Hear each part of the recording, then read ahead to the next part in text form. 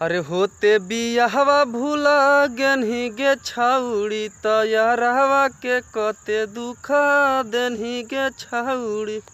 नमस्कार दोस्तों, कैसे हैं आप लोग। उम्मीद करते हैं आप लोग ठीक होंगे। और अरुण छेला यादव जी का एक तेज़ी से गाना वायरल हो रहा है दोस्तों, जिस गाना का बोल है यरवा के दुख और भात्रा के सुख। जी हाँ दोस्तों, बिल्कुल सही सुन रहे हैं। यह गाना अरुण छेला यादव जी गाए हैं और राइटर धर्मेंद्र यादव जी इस गाना को लिखे हैं और अरुण छेला ऑफिशियल चैनल पर रिलीज किया गया है दोस्तों। और बहुत ही तेज़ी से वायरल हो रहा है गाना दोस्तों।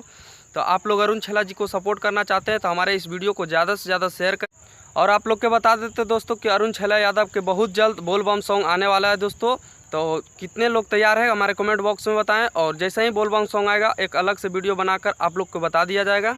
और बता देते दोस्तों कि चैनल पर नए हैं तो वीडियो को लाइक कीजिए और चैनल को सब्सक्राइब करके जुड़ जाइए। अरुण छेला से रिलेटेड वीडियो लाते रहते हैं दोस्तों। धन्यवाद दोस्तों, फिर मिलेंगे अगले बवाल खबर के साथ। तब तक के लिए यरवा के दुख और भात्रा के सुख गाना को भरपूर प्यार लीजिए।